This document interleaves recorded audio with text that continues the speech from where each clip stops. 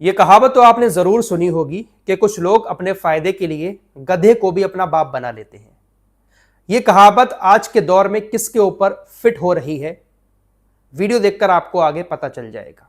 दोस्तों, शुक्र है कि सोशल मीडिया का दौर आ चुका है जहां पर हमारे सामने अब सच्चाई आने लगी है। आज से तकरीबन 8-10 साल पहले जब सोशल मीडिया नहीं था तो लोग टीवी पर ही यकीन करते थे। टीवी पर ही जो खबर सुनाई देती थी, अखबारों में जो खबर पढ़ी जाती थी, बस वही हमें सच लगती थी।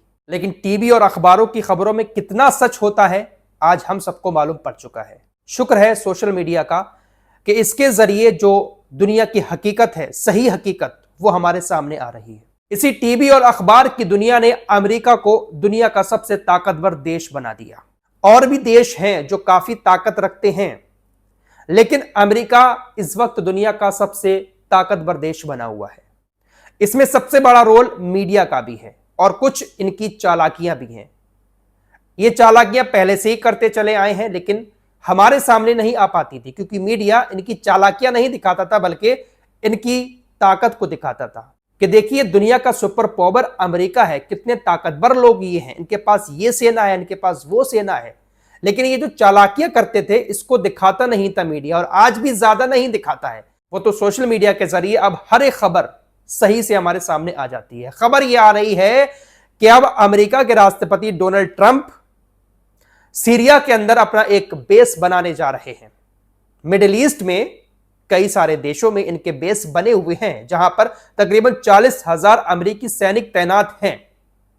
और इन 40,000 अमेरिकी सैनिकों को इसलिए तैनात किया हुआ है क्योंकि यूरोप तो इनके कब्जे में है ही, मिडिल ईस्ट भी इनके कब्जे में रहे, ताकि पूरी दुनिया में ये अपने आप को सुपर पावर कहलवा सके। पूरी दुनिया में इन्हीं की चले, इन्हीं की हर कोई बात माने।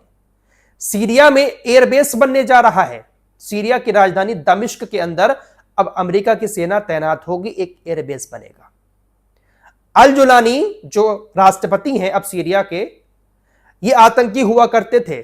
अमेरिका की नजर में आतंकवादियों की लिस्ट में इनको डाल रखा था, लेकिन अब इनको आतंकवादियों की लिस्ट से भी हटा दिया है।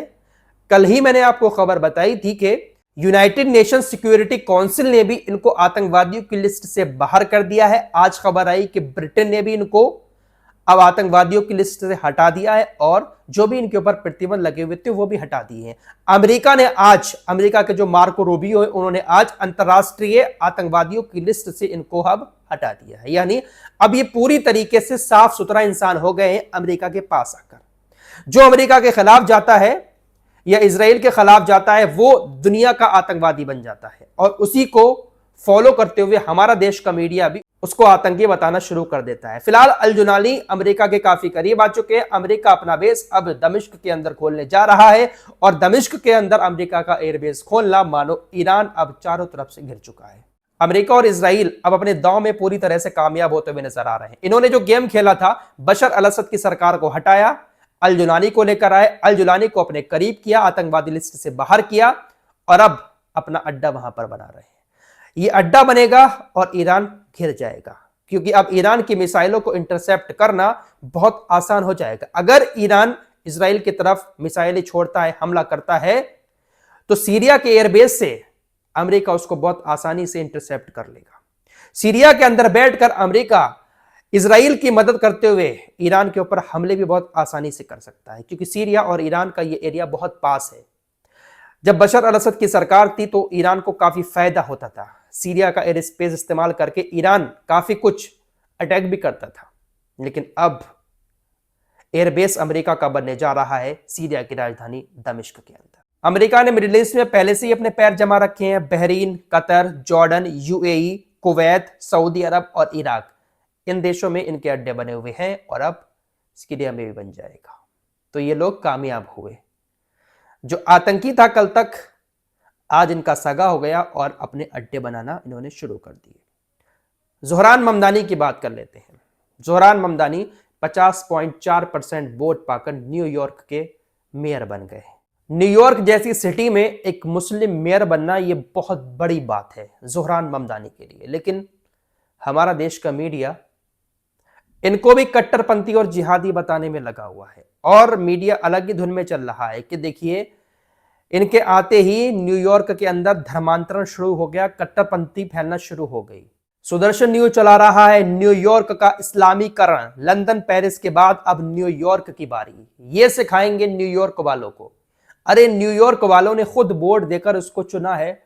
ये कह रहे हैं कि इस्लामीकरण हो रहा है। कोई जबरदस्ती सत्ता में तो आया नहीं है, लोगों ने ही चुना है ना वहां पर। और सिर्फ मुस्लिम ही तो नहीं है जो चुनकर लेकर आए हैं। न्यूयॉर्क दुनिया के सबसे बड़ी सिटी मानी जाती है, वहां का मेयर वहां के लोगों ने चुना है। जियो न्यूज चला रहा है कि न्यूयॉर्क में अब धर्मांतरण भी, पलायन भी। 8 लाख अरबपति न्यूयॉर्क छोड़कर क्यों जा रहे हैं? Question mark. ममदानी के राज में धर्मांतरण, पलायन का विश्लेषण जियो न्यूज कर रहा है। एक दिन भी नहीं हुआ है अभी मेयर बने हुए, और ज़ोहरान ममदानी को लेकर हमारा देश का मीडिया इस तरीके से खबरें चला रहा है। दरअसल हुआ ये कि ज़ोहरान ममदानी ने इलेक्शन जीतने के बाद जब पहली स्पीच दी तो उसमें पंडित जवाहरलाल नेहरू जी का जिक्र किया। भारत के पहले प्रधानमंत्री पंडित जवाहरलाल नेहरू 15 अगस्त 1947 को आजादी की जब रात थी तो उन्होंने एक भाषण दिया था। उसी भाषण को उन्होंने दोहराया ज़ोहरान ममदानी ने कहा कि इतिहास में ऐसा क्षण बहुत कम आया है जब हम पुराने से नई की ओर कदम बढ़ाते हैं, जब एक युग समाप्त होता है और एक राष्ट्र की आत्मा को अभिव्यक्ति मिलती है। आज हम पुराने से नए की ओर कदम बढ़ा रहे हैं। इसी तरह के कुछ शब्द पंडित जवाहरलाल नेहरू जी की तरफ से 15 अगस्त 1947 की रात को बोले गए थे। तो उन्हीं को दोहराते हुए, पंडित जवाहरलाल नेहरू जी का नाम लेते हुए ज़ोहरान ममदानी ने अपना बयान दिया। ज़ोहरान ममदानी का यह बयान देना था कि हमारे देश के अंदर जो दूसरी पार्टी है उन्होंने कहा, देखिए कौन है पंडित जवाहरलाल नेहरू जिनका जिक्र आज वहां पर हो रहा है। ऐसी हस्ती हैं पंडित जवाहरलाल नेहरू। फिलहाल जो विपक्षी पार्टियां हैं उन्होंने काफी ज्यादा तारीफ की। अब हमारे यहाँ मीडिया पर ज़ोहरान ममदानी को कट्टरपंथी और जिहादी बताया जा रहा है और कहा जा रहा है कि इनका लिंक हमास से भी है, और न जाने कौन कौन सी बातें इनके खिलाफ चलाई जा रही हैं कि ये फिलिस्तीनी समर्थक हैं, हमास के समर्थक हैं। बहुत कुछ चल रहा है। फिलहाल ज़ोहरान ममदानी को न्यूयॉर्क के लोगों ने चुन लिया है। खबर तुर्की से आ रही है। तुर्की ने इजराइल के प्रधानमंत्री बेंजामिन नेतन्याहू, पूर्व रक्षा मंत्री योब गैलेंट और अभी का रक्षा मंत्री कार्ड्स, इन समेत तकरीबन 36 अधिकारियों के खिलाफ अरेस्ट वारंट जारी कर दिया है। इजराइल के इन 36 अधिकारियों पर तुर्की ने गाजा में नरसंहार और मानवता के खिलाफ अपराध करने का आरोप लगाया है।